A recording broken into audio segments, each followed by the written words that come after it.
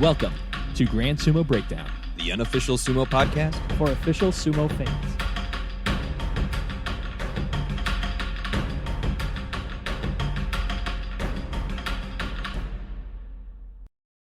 Welcome to Grand Sumo Breakdown. This is Jake. This is Mac. This is Nate Hudson. And that's Nate Hudson. I love the enthusiasm. Yes, not even waiting to Jump an right in. Love it. No, You no, come that's on good. our show and you interrupt us. We're off to a bad start here, okay? No, it's not. Okay, that is better than the start we had a couple days ago with Fleric. I'm like, come on. Yeah. We our main episodes are cursed to never open or close properly. No, but no, on they are interviews, not. I thought we had a good thing going. It's bleeding over. So Nate, we got to meet you. I always say we because similar to interviews, I always assume Mac is with me. But this time, Hello. this time Mac is the one out of the loop. So Nate Correct. and I get to tell Mac about the Houston Open. I have settled in. I have a nice cold beverage, so I am waiting to be informed. Yeah, Mac's got the caffeine-free Diet Coke. Really. I gotta go to bed. I wake up too early to go to work. Right. Oh man. 5 a.m. is when I get up. Yep, that's when my alarm goes off. I get up exactly the number of minutes it takes me to get ready and get on the road for the office, and 0 minutes earlier. Nate, Houston was your first official tournament, correct? It was. Just jumped right into an open weight tournament. Yeah, that's the way to go, right? Give us let's start at the beginning for you. You are the founder of Tennessee Sumo Club. And so tell us how that got going. How did your interest in sumo begin? Oh, let's go back to the very beginning. Excellent. Do it. The olden days in 2008. I was in college. I went to Belmont University. They had a study abroad, a 3-week Maymester to Japan. So I went. While we were there, we happened to be in Tokyo during the May tournament, and so we took. Cool. I found a couple of friends, and we went. We were the loud gaijin up at the nosebleed section, just getting drunk and loud and stupid during the sumo tournament. That sometimes they pan over to the gaijin sitting up there during the pro sumo coverage, and I feel a little connection there. Yeah. Oh man, that's were you in like a group of non-Japanese or like at least out of towners? I just asked because that's how like when we That's where they put bought us. tickets We were in online. Nagoya. Yeah, we bought tickets online from a company that like specialized in like helping people that weren't Japanese. So like it was like just this one like row of white guys, and it was like, wait a second. We kind of looked around and we're like, what?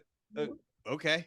So actually, if you have have such a specific date, let's bring up that May of 2008. You said. Oh God, I totally I know. want to bring up that box. I gotta see. I need to know. I need to know more. That would be great. I have some pictures from my digital camera that are quite blurry from the resolution. And I would usually be a couple years behind the state of the art technology. So, circa 2006 technology. Yeah, there you go. This was actually Kota Oshu's Yusho. The current Naruto Oyakata. Pretty sure that's the only one that he got. He was an Ozeki for a while. Yeah, he was an Ozeki for 47 basho. So that like 8 years. Holy crap. But yeah, so that's a pretty cool spot of history. Nice there. introduction. Nice. Yeah. I remember being able to back then go in and out because we made an entire day out of it. And so we went, grabbed lunch, came back in. I think they have more restrictions now, especially post COVID, but or during COVID and whatnot. So but yeah, we stayed there all day up to the bitter end. Like when we first got there, it was kind of empty. We're like, okay, well, we're here to hang out. Oh man. So yeah, was it like love at first sight? You've been following sumo since then, or was it just kind of a come and go kind of thing?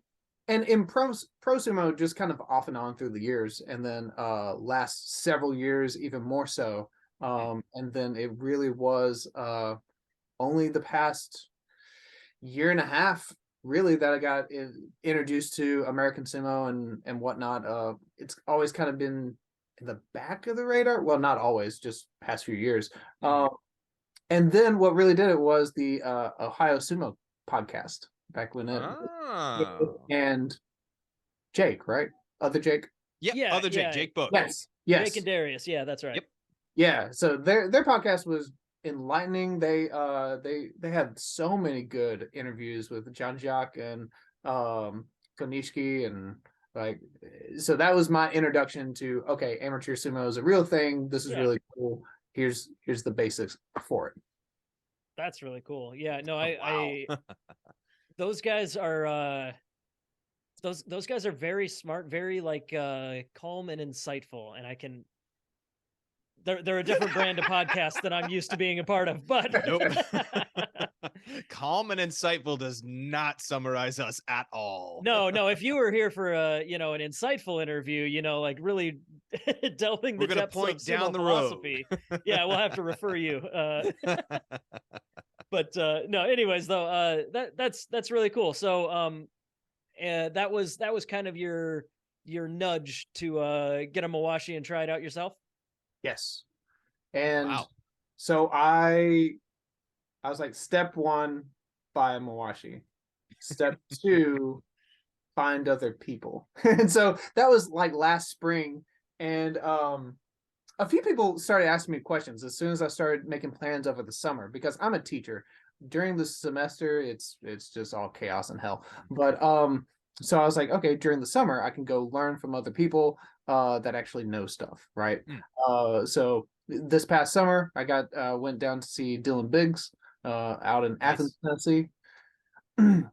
Wonderful experience. I can go on. And then I happened to be going to Orlando anyway. And then I met up with Karinga, and he spent an hour with me, teaching me some, hey, here's my qualities and stuff. With Dylan, it was his out where he was, it was just like God's country up in the mountains. Like you could see just rolling hills from the place, and we just went into the grass, and I got some grass stains and dirt and his sweat and my sweat on my new Mawashi. So. Yep. Yeah, a clean Mawashi is no good. You got to dirty it up a little bit. Yeah, if it doesn't stink, like what's the point, right? So that's pretty cool. What I guess so how long ago was that, I guess? How long have you been actively practicing and traveling to meet up with people? So that was in June of this year. June. Wow. Oh, wow. Okay, nice. So like less than 6 months. Very recent then. Yes. What made Houston stick out to you as a target for your first competition? So this is fun. Convenience. Oh, that's fair. I know, because Houston is so close to Nashville. No. Yeah. I was already planning a trip with my partner to Houston the following weekend. So I was in Houston for over a week. Okay. So what he does is his name is Aaron. He runs he's vice president of a company that has Miss Grand Texas and Miss Supreme America. So 2 different pageants, but their production company, Miss Universal Mrs. Media, they a lot of names. How do you keep it all straight, man? Right. Like what? So they run these 2 pageants, and they have one event, and all the girls come in and compete in that. And so I told somebody asked me what my role was, and I said I was a gopher, and he was like, he pretended to understand, and he was like, I haven't heard of that position before. I was like, I go for this, I go for that, I just yeah.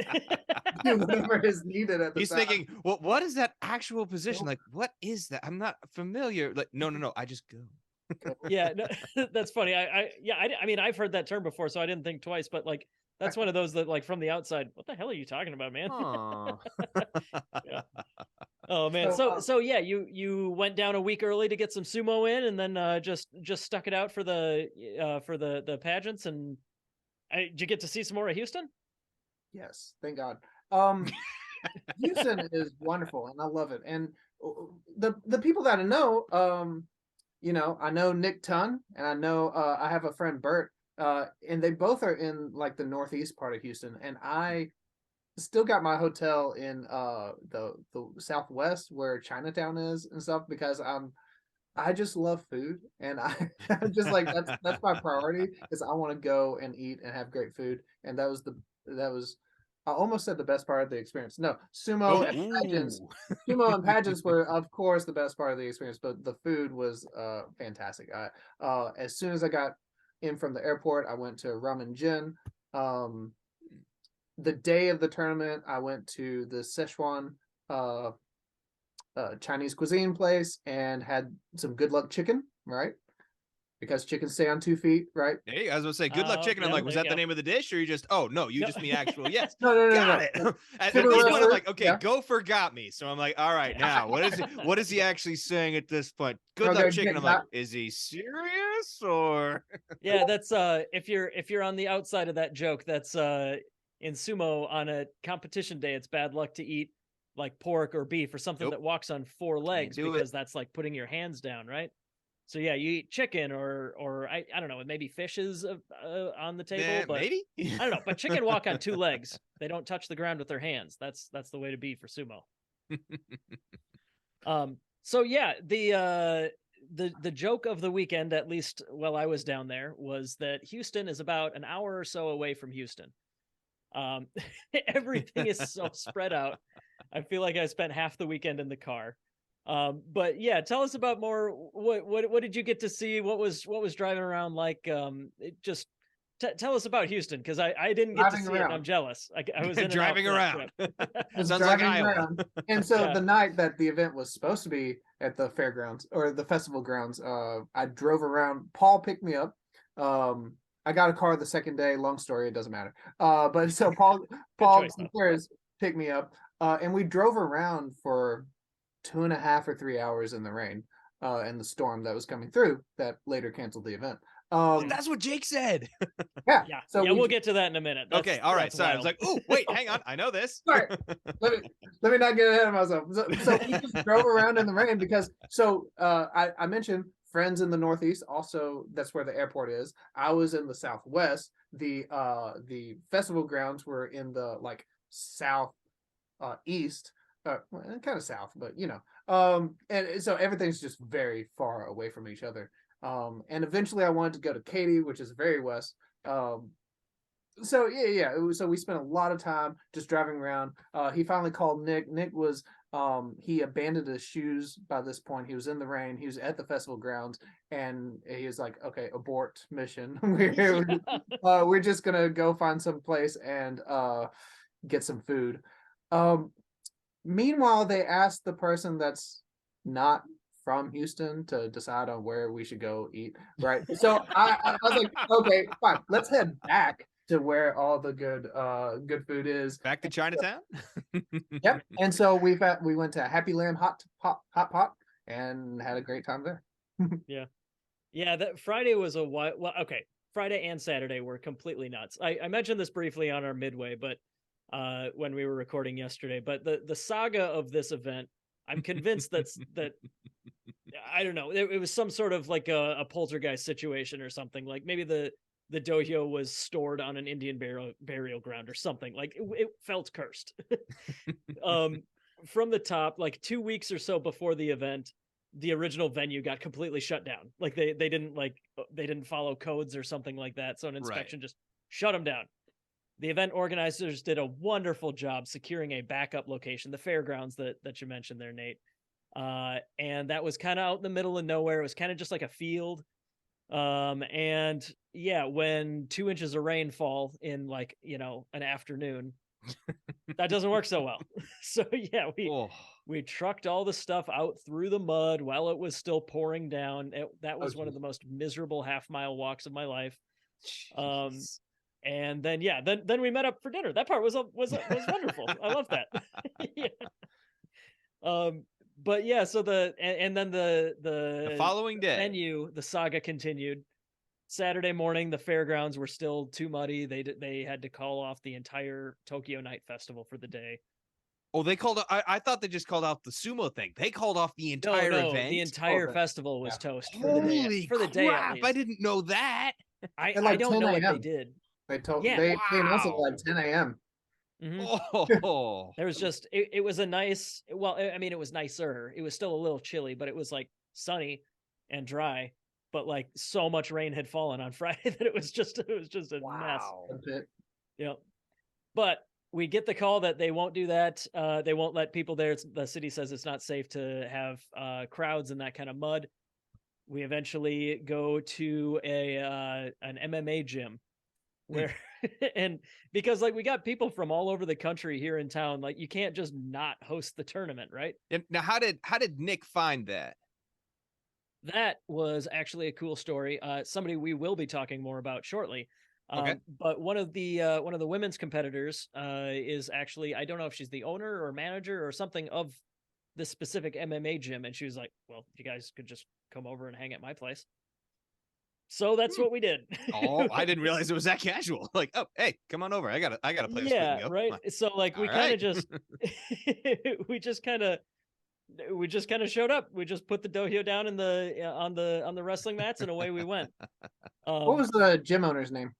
That was Madison. Who, yes, we will cover her for sure. Okay. But Madison made her debut and turned some heads for sure.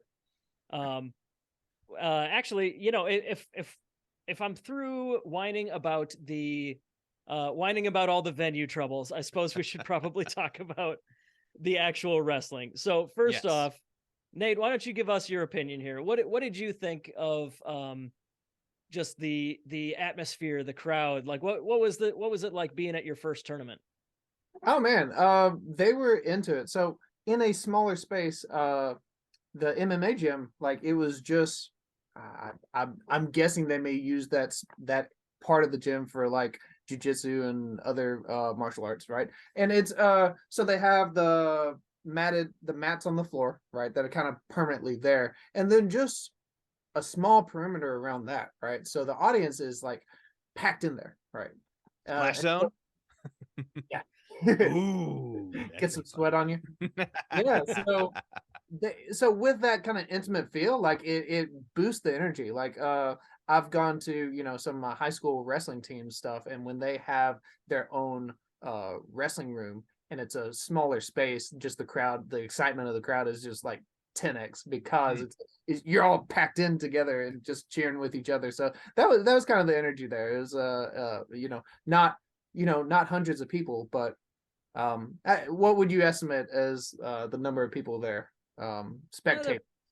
Probably like 50 people, including the wrestlers, maybe something like that, somewhere around 40 or 50. That's not a bad crowd.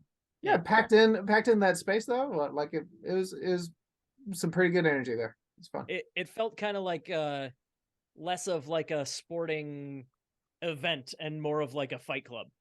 You know, that was kind of the feel that I got, which is awesome. But you know, sometimes you get more of one, sometimes you get more of the other. So and by the way, we keep mentioning this MMA gym. It is War Training Center, WAR. Even the name. Oh wait, what? WTF? What? WAR. As in, Okay, that's what I thought. I was like, Yeah, hang yeah. on, just want to make sure I heard that right. Like, not wart, war. Like, all right. No, and they got this awesome gorilla logo all over everything. So yeah, shout out to Madison and War Training Center. I believe MMA is their main thing, but but yeah, I mean it's kind of on the northwest-ish of Houston. And yeah, it was the perfect place for the size of tournament that we had.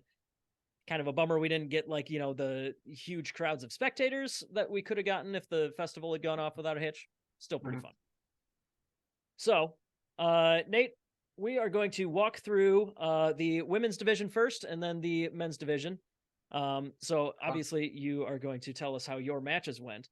But in the lead up here, getting to see the round robin of the women's division, Were you paying attention to like the wrestling in the ring? Were you working with other guys on like, warming up, talking about sumo and stuff? What was it like as we got the event going? Oh, I was just a spectator sitting on the side. Fair enough. Wasn't really talking too much. Just sitting there, kind of light stretches and watching and enjoying the rounds. Yeah. Now, can you tie your own mawashi? Yes, thanks to a lot of YouTube videos. I was about to say that is a skill. Having done a couple of those, I'm like, ooh, there is a trick to this. Oh yeah. But I still got it wrong, so I can talk about that. So I watched videos from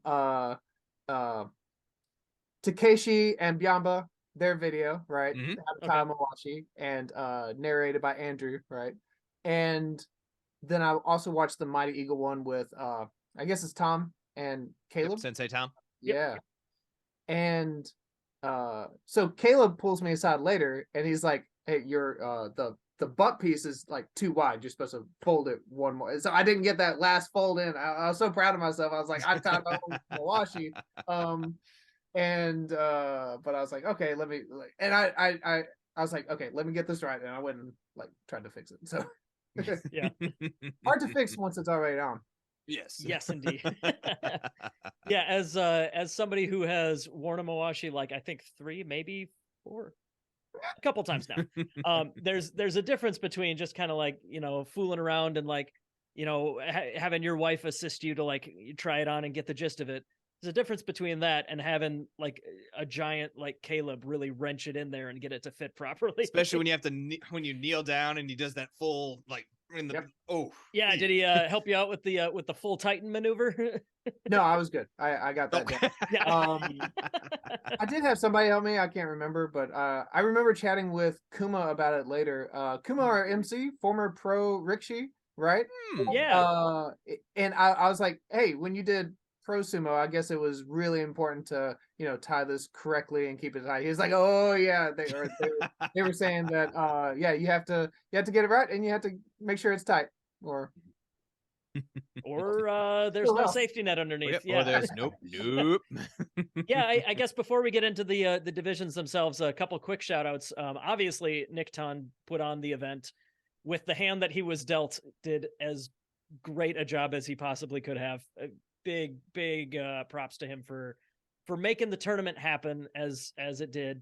The competition aspect of the tournament itself, great. It was awesome. Everybody had fun. We got some time afterwards to dick around, hang out, and do some practice matches. But yeah, other than the things that were completely out of his control, he did a great job. You can go back and listen to we talked to Nick maybe a couple weeks ago on the show, Nick and Paul of Shogeki Sumo. All the guys at Shogeki helped out quite a bit. So Jacob DeCastro helped me afford traveling. That was excellent. Thank you again, Jacob. Paul Gutierrez, and one of their other guys that I only got a chance to meet for like 2 seconds, Pedro, was also there helping out and stuff. Also, we had from the Sumo Punks, Sabrina was my broadcast partner. Yay! Would not have been able to do that without Sabrina for sure. Matt and Sabrina, the Sumo Punks, have lots of like music experience, so they had plenty of gear that they could bring along. So I didn't have to lug any heavy. Shout out to the Punks. I love you. I miss you. 100%. Yes, and yes, also Kuma, our MC. If I remember right, this is something I learned about pro sumo on this trip here, but what Kuma said that they did as a teenager was not like Ozumo, not like wrestling in the basho, but apparently there's a system of hangers on or like, trainees that are like, high school age that like help out around the place and practice. And even if they have a shikona or something, they're not necessarily at the level of competing in the basho yet. Not roadie level then. but regardless, Kuma was part of the Tokyo Night Festival group, put up a bunch of prize money personally. So yeah, our winners especially have to shout out Kuma there for helping out on the prize money. Just lending a element of extroverted energy that that I am incapable of. So yeah, thank you there to Kuma. But first, let's talk about the women's division. The aforementioned Madison of War Training Center, and hopefully, how cool would that be? The first female member of Shogeki Sumo. That'd be awesome. Ooh. I just really hope that she trains with them because she. Mac, tell me who this reminds you of. Somebody comes in from like a wrestling or combat sports background. They're like, oh, I don't know, I haven't really heard of sumo, but I guess it's happening in my backyard, so I might as well join. And then just goes in and discovers that they're a natural at it and kicks a whole bunch of butt. Does that remind you of anybody from Las Vegas or something, maybe? Or maybe from Orlando? No, I don't think that rings any bells whatsoever. That person may or may not have won medals, may or may not have kicked ass. I mean, who can really say who that really have Edobo. Well, no, Edobo for sure, but I was talking about Jordan Karst. That was I know. So it's like Edobo, well, maybe? No, Jordan. That was the comparison that came to mind for me. Or maybe Karinga. Like our last two middleweight national champions have been combat sports guys who are like, I guess I'll try sumo. And based on what I saw this weekend, Madison is going to be, if she competes, she'll be a contender for middleweight champion next year. So I don't know. Madison came in and went undefeated. It just plowed through some stiff competition. There were 5 women in the round robin for this. It was all open weight. So in addition to Madison, who I'd guess is probably middleweight, like she's not like outsizing all of the other women or anything like that, but she's strong as hell and clearly very experienced in combat sports. But she went undefeated against the likes of Natalie and Caitlin Jones. Esty Those Webster, are the 2 newcomers out of Dallas, right? Out of Dallas, yep. Esty Webster and Nicole Burgess, who I'm pretty sure is the Texas state champion this year. That sounds right. I think we're still waiting for final numbers to come out of Mighty Eagle Sumo, but that's not a weak field by any means for Madison to cruise through. So Madison went 4-0 to take the gold medal. Natalie Jones followed up an excellent Consulates Cup to take the silver medal, and Esty Webster out of Dark Circle Sumo took bronze.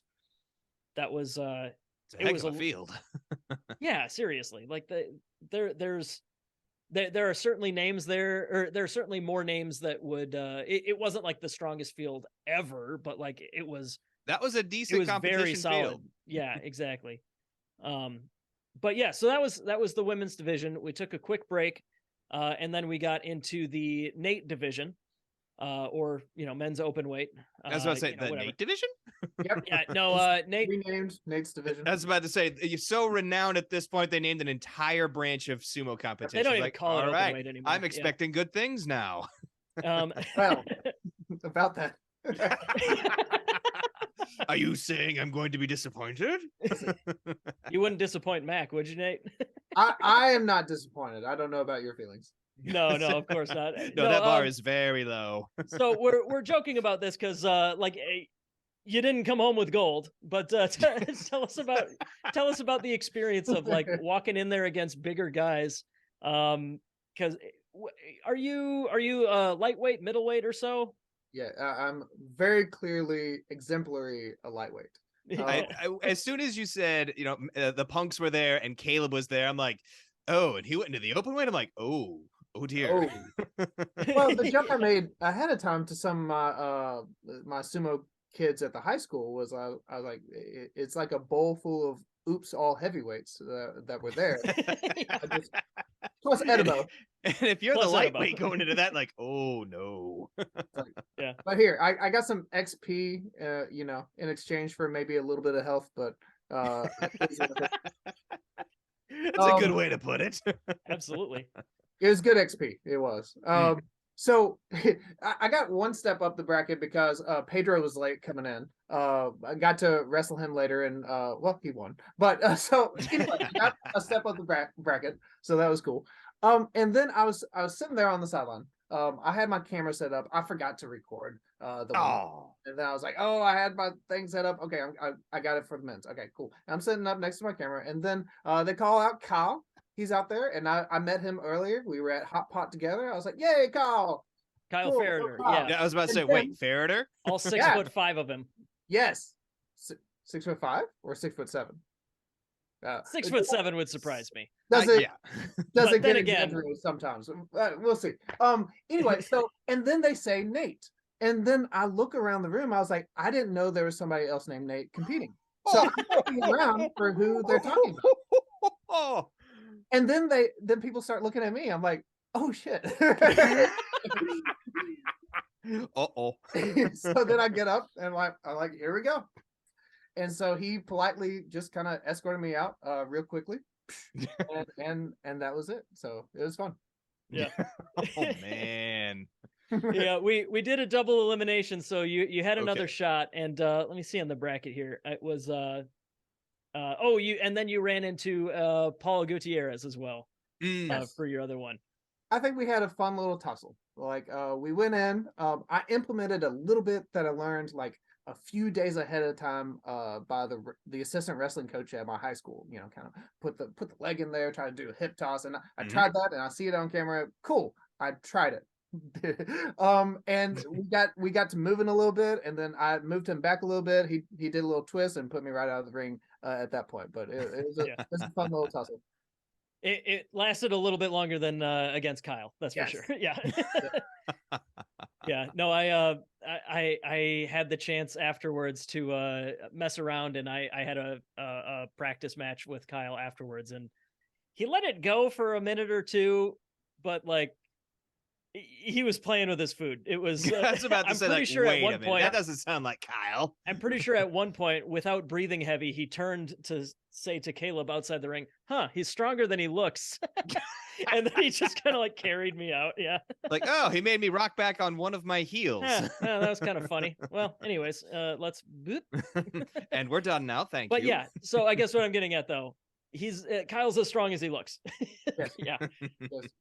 But yeah, so being a double elimination bracket, that did it for you. But I did see, I was rewatching the tape because I wanted to make sure that I saw your matches before we started talking here. But I did like how I was skipping ahead a little bit to like see different spots of the thing, and like immediately after your match, you were like on the other side of the ring from the camera, and Kyle was telling you like he was giving you tips immediately.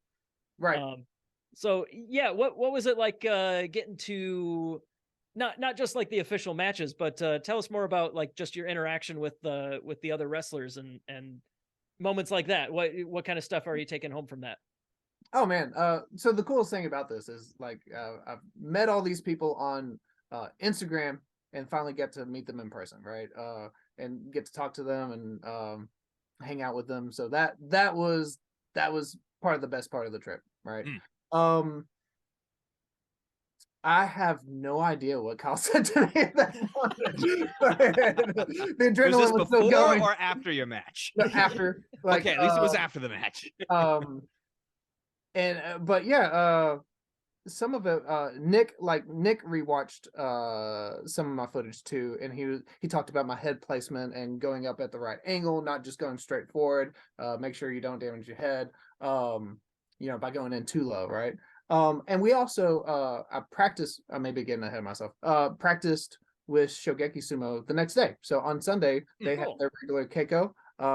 I asked Nick. I was like, "Hey, y'all still gonna do Keiko the day after a tournament?" He's like, "Yeah, we still are." So we did that. And so he gave me pointers. He gave me some feedback. We recorded it, and so getting that kind of feedback just from Keiko's, that seems to be the hardest part for anyone entering sumo is like finding people that are doing sumo, having actual Keikos, having actual practice, having actual bouts, and getting some feedback on that. So that part's invaluable because it's few and far between to get that experience. Yeah, we always say travel is the hardest part of being a sumo wrestler, at least on the amateur scale. So like, yeah, it's just having that time, and whether or not you win any matches, it's the miles that you get, just that's invaluable. And it was a pretty solid turnout. You had Caleb, who's a black belt. You have Kyle, who's been a national champion at open weight. We have a couple names that we haven't mentioned yet that were also part of this very strong field. There was Edibo there. Edibo, who's been all over the damn world recently, getting sumo matches in, and Jared Tadlock, the current kingpin in Texas. But yeah, so the rest of the bracket here, just a couple highlights. We had, I guess I can go through all of the competitors.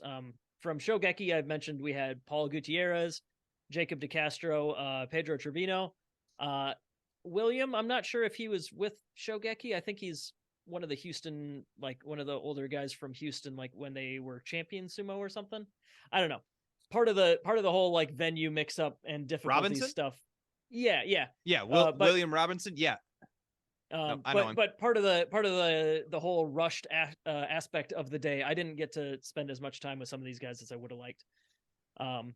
From Dallas, you had Jared Tadlock, you had Rick and Bubba Garza. Got to have lunch with those guys. I love hanging out with them. We gotta get them on the show too. That'd be fun. Aforementioned Sumo Punk Matt Jim was there, and Khalil Collins. From San Antonio, there was Caleb, Edibo, Nate, of course, and then Kyle, who is not an independent wrestler anymore. I don't know if you heard this, Mac. No. Kyle is now an official member of Iron Wave Sumo. He joined Iron Wave? Oh, wow.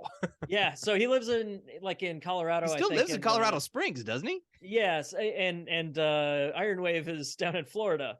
So I don't know how they make that work. But I know how they make that work. So yeah, that like you know more than I do. Karinga's plan is to have that as not just a brand that is a local club, but like something like you study in this style and you teach it to that's right. Having that spread across the nation with the Iron Wave, that is part of the plan, a little counter to the local club style. Cool. Gotcha. Okay, so like affiliate locations of you're the Iron Wave brand of sumo. Got it. Nice. So you train in a certain style under this, program, right? So it's not so much that Kyle is intending to train Move in to Florida more. It's that he is intending to start a new group that trains the within Colorado branch of Iron Wave. Right. Cool. I like that. Nice. There was also a new guy named Trent. Not Trent Sabo. There's another Trent. Yes. Yeah. Where is he on here? Trent Barkley. He came from pro wrestling, and so he came in wearing his singlet that he would wear in pro wrestling. Yeah, with the arm straps, right? Didn't Tom make him take the straps Sensei off? made him take down the straps. I was like, well, women have to wear that too. But his straps were kind of like spaghetti straps, so they're a little thin, right? But yeah, so that was it's always good to see new faces, and like I said, I wish I would have gotten to spend more time with some guys. But did you get a chance to meet Trent? I'm just hoping that he'll show his face again in future events, because he did all right. I mean, we chit-chatted. Yeah, talked to him a little bit. Yeah. But yeah, so that was the field. The eventual semifinals, we had Kyle, Khalil, Jared, and Edibo. That's a hell of a field. It's a hell of a field. Yeah. So it ended up going, Kyle defeated Jared in the semifinals. Yeah. Jared went to the lower bracket, had to rematch Edibo. So Jared beat Edibo twice on the day. Wow. It says a lot there. But yeah, so Edibo took third place, and Jared made his way back to rematch Kyle for the gold medal, and beat him twice. Wow. Yeah. So that would have been awesome to see.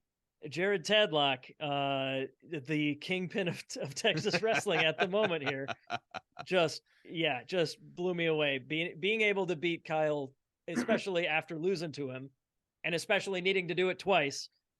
That was just a hell of a show from Jared. That's a tall order. That's a tall order. We also had some upsets. My host, Jacob DeCastro, small lightweight, took out a heavyweight in Rick Garza in his opening match. Wait, what? Yeah, pretty badass there. We had Sumo Punk Matt Jim got 2 wins. Good job. Yeah. And then he ran into Edibo and Caleb. So like, oh no, and that was the end of his night. oh no. But but yeah, so and Khalil, as usual, had some injury scares. He just has the worst luck. Seriously? Yeah.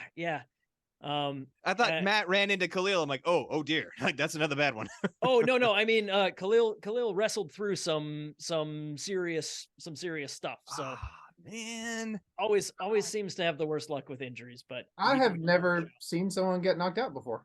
So as soon as he was on the ground, he was snoring. I was very surprised. I think that was a scary moment. So he didn't. Was it a Harite? No, it wasn't. It wasn't like a clean like boxing style KO in the ring or something like that.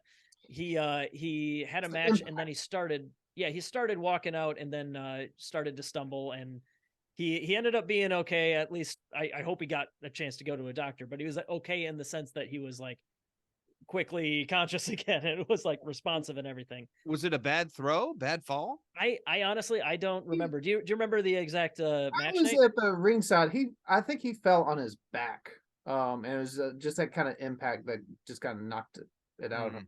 Yeah. Do you think his head hit the ground, or do you think it was more of an exertion kind of sure. yeah, okay. I don't know. Ow. Well, either way, he was not it wasn't like he left in an ambulance situation, but yeah, I mean I hope he got. That's what I was afraid of. I was like, soon. Oh God. But yeah, so the final standings, we had Jared Tadlock with the gold, Kyle Ferreter with silver, and Edibo Kanyeha with the bronze medal. So Edibo's intense. Yeah. Yes, he is. That's why I jumped to him when you said, who does that remind you of? I'm like, well, Edibo, really? I'm like, that man can destroy people.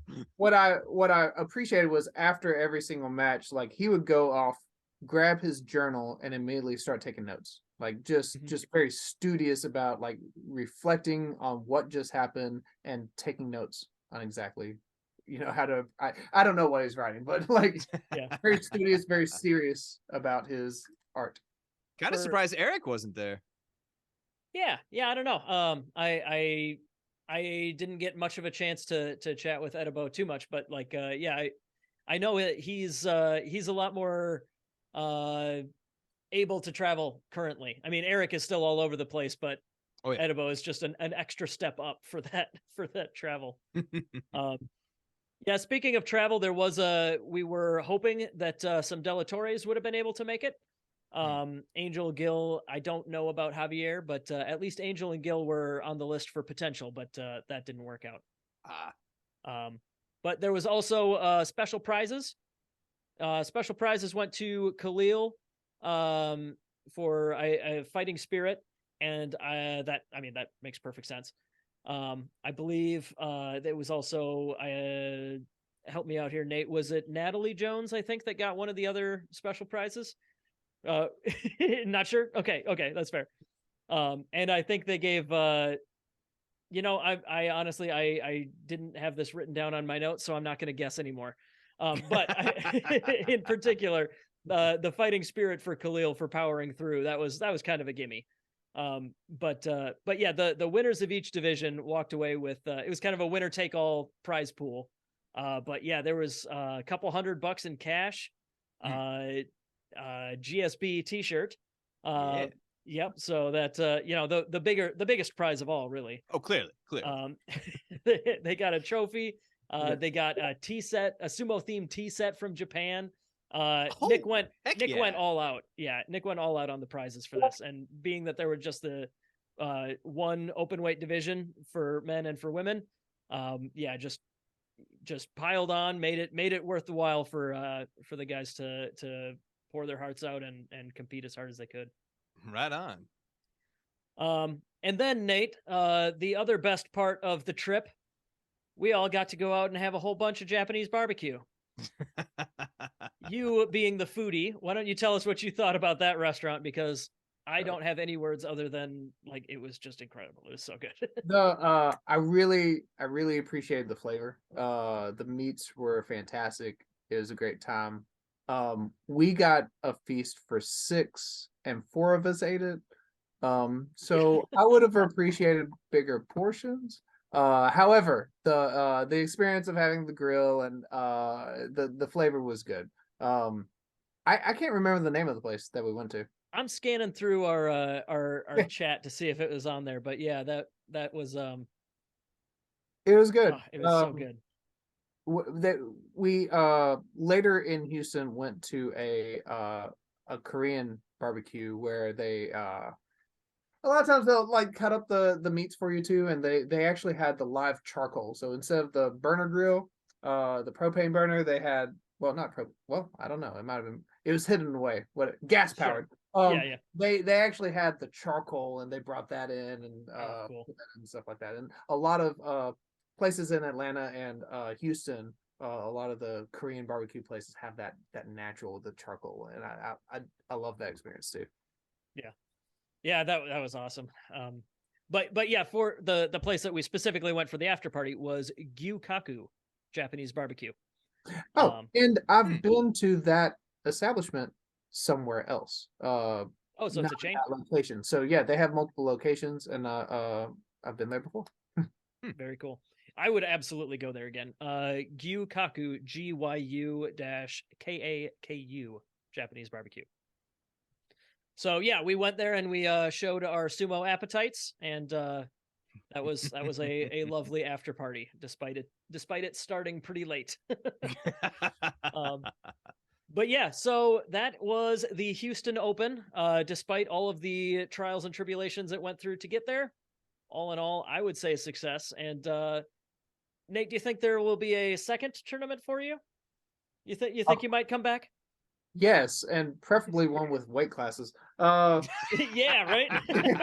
Come on, more lightweights, get out there. That would be nice. I'm nothing official yet, but I would love to make it to the team tournament. The Mighty. Oh, the Houston team tournament. Team Mighty tournament.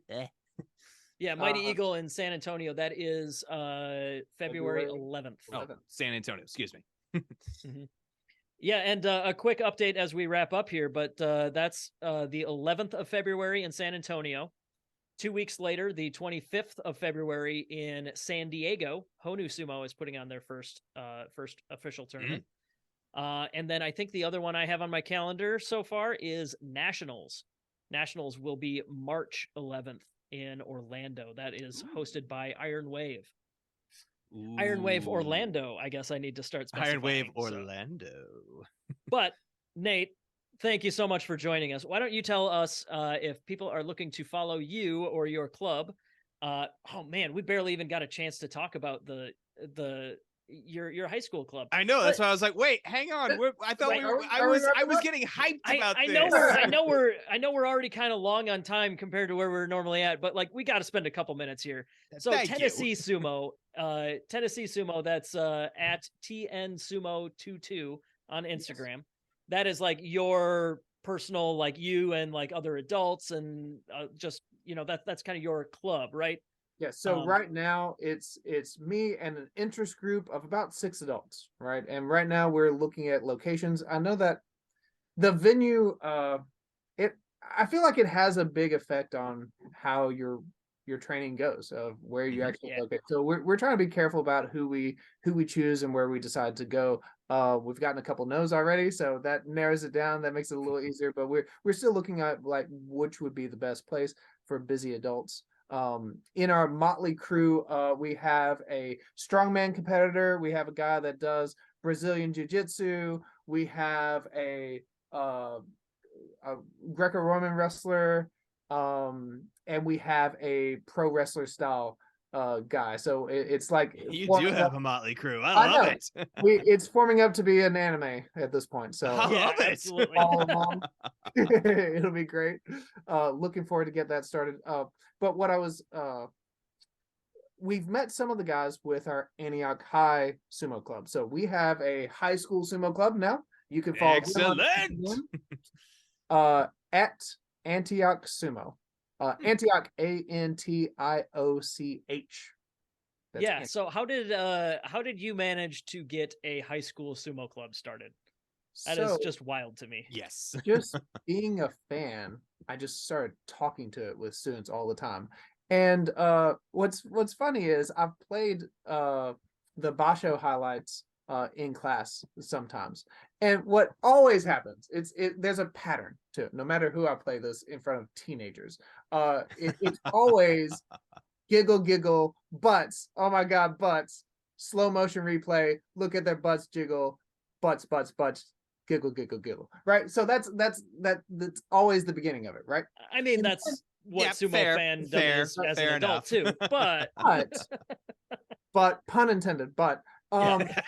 then they watch for a while and they'll pretend to not be interested, but then they are, and then they start watching, and then they start asking questions. They're like, "Well, how'd he go out? Well, why is he out? So is it you just push them out? Oh, they also go down." And they start asking questions. They get curious. Without fail, there will be some students that start asking questions after I put it on. So Yeah. that part's pretty cool. Just talking to people and talking to the students and like hyping it up a little bit. And then in the springtime, I thought about it. I hadn't really announced anything, but after it was really after the World Games. So I went to the World Games. I forgot to mention that. Oh, you went? Yes, absolutely. Sweet. So that's when I decided, like, I'm a teacher. I'm going to start this club at my high school. And what really cemented it was John Jacques' interview. I think it was on Sumo Punks, actually. Nope, that's fine. That's I was like, wait, right. whose interview was it? He's been on all the good podcasts. He's been on the good ones. Not We're ours just yet. we're the ragtags. Yeah. Because he was like, you got to focus on the kids, like, so you start them off young, because all of us, like, so many of us adults get interested when we're like 30. Yeah. Great. Yeah. We're having a fun time, but also, how great could you be if you start as a teenager, right? Like, Right. in sumo. So that's kind of my priority. So I was like, well, I have 2 tracks. I would like to train with other adults. That would be great. But I think I really want to focus my energy on the teenagers, right? So The next generation, potential next generation. So you said, how did I get started? I'm a high school teacher. I'm wearing my jacket right now. I just came from work. Actually late for this because of driving home late for work. And I just talked to the principal about, like, well, actually first I talked to the athletic director. I was like, how would this work? This is not it's not recognized by the governing body that runs athletics, right? Okay. So we talked to the bookkeeper, because I was trying to form an account for a budget, right? Money's important. And then talk to the principal too, and it would just be a student organization, right? Just a student club, right? Yeah. Right. So she's excited that I've gotten some students interested. So my principal, Ms. Zellers, I couldn't have done a lot without her, because she is helping to get us started. So she's funding having us get new mats and get shout out. Okay, I'll go ahead and talk about this. Corey Morrison over at Dallas. Oh yeah. He's making our Zekin.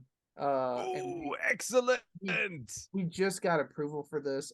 It is so there is, despite some conceptions, there is some money in education to spend on certain things, right? But if to spend it, they have to become an authorized vendor of our school district and go through the state, and it's a very intense process that was even overwhelming to Andrew over at USA Sumo, as we're trying to get our portable sumo ring. Sure. So we are working on getting a sumo ring from him. We're working on getting Zekin from Corey, and both of those have gone through the gauntlet to get approved as vendors, and it's a tiresome, hard, difficult process. But that's government work. Yeah. And so so we have a supportive administration. She's glad that I'm creating this excitement. We've got about a dozen students interested, about like 6 regulars and others that are interested, but they've been busy with football and now busy with wrestling. So I'm like, this is going to be a spring sport. So like there you go. Like this is going to be, but we're having training now for anybody that can make it, and so that's what we're doing right now. And so we did put on the sumo demonstration a while back, and we had some of our adults come in and they were able to participate as well. We had about 6 students and 6 adults, so that was a success, including got to give a shout out to Ben over in East Tennessee. Of they just My rival. Oh, Jay, come on, man. Wait, what? Oh, do you know that story? He came up to Grand Rapids and he entered the novice tournament or like the novice division, and he's my only official win. Your win was bad, and you should feel bad. Yeah, and he's like a third my age, so like I know I only have a couple more years that I can lord it over him. But next time we meet, I've got his number. The time after that, it'll probably be close. And after that, I'm toast. At that point, the arthritis will set in. But I like to refer to him as my rival, just because he's the only guy I've got when we're actually keeping track. But yes, tell us more. Have you met him? Have you gotten him involved? So he came to our sumo demonstration at Antioch High School with his mama and cousin, I believe, or his mom's cousin, or something like that. Something like that. Yeah. Kaylin, his mom is a huge sumo fan, and she's now that she's got Ben going, actually trying it out and liking it. I really hope to see them around. I've not met them yet. I want to meet these people. Yeah, you gotta. And that's my biggest advice to anybody that's interested in sumo and wants to get started is just do it. Like, just start, because I mean, it would be great. Like, the martial arts system is all about, like, you have a sensei who is a skilled master that will bestow wisdom and knowledge upon his pupils or her pupils, right? But I'm not going to wait for that grand master of sumo to move to Nashville before you can't do it. You can't just wait for that to happen. So yes, I definitely starting out was very insecure about my own knowledge. I've never done sports, never done martial arts. Now, I did marching band though, and and I was joking about that with Dylan, and Dylan was very quick to correct me. He was like, "Listen, you learned posture and breathing and coordination and That's balance. True. You learned all of these things in marching band, and those are very relevant skills to sumo." And so he was very quick to like, don't discount yourself for that. So I appreciate Dylan's constant encouragement and from the very beginning. So it's not like you might have more that you could draw from if it was Greco wrestling. But that doesn't mean that you don't have anything to draw from, right? Like you just gotta like find the things that you do know, and bit by bit you will become the wise grandmaster to bestow that knowledge upon your students, right? Yep. Every grandmaster started as some dork just trying it out, just like all of us. Oh man. So with my high school group, I'm sorry, the first time we started having sessions, I literally rolled in a smart board into the small gym, and we played Takeshi's Amida Sumo Dojo. We played his videos and just did it with him, right? Nice. So I'm like, I want to make sure that they're learning proper technique, but I'm a little uneasy. I've learned it. I think I got it, but let's learn it together from somebody who knows what they're doing. Sure. Mighty Eagle has their own video series. There's lots of good video series out there. So like, hey, step one, like going with videos from people who know what they're doing. I mean, that's a good step. Yeah. And then repetition. Yeah. One thing that you mentioned, like don't discount your own experience and stuff like that. Find something that you can draw from to help you out, like as Dylan was helping you out with. One thing that I thought was kind of cool was I was practicing with Caleb in Houston, just getting a match in with him because I mean I've been hanging out with him for a year and a half now, and I've never gotten the chance to actually wrestle him. And when we were doing stuff kind of in slow-mo, kind of just like feeling it out and stuff, there, even being a fan, even watching a lot of sumo is not nothing, like if you see how the pro Rikishi do it, or how amateurs that you watch do it, some of that stuff, that's not nothing either. The fact that somebody who's watched sumo a long time but has never gotten in the ring, that doesn't mean they're starting from complete scratch either. So like, even if you're just a fan trying it out, you're not starting from zero. So like, there was one time he tried to go for a grip, and I'm like, well, I don't want him to do that, so I'll just block the grip and I'll move to the other side. Something like that. Like, it's just like, well, I've seen people do that. I guess I'll just try that. Mm-hmm. So, like, yeah, I mean, just being a fan is already something. So yeah, get him a washi on and give her a try, right? Yeah.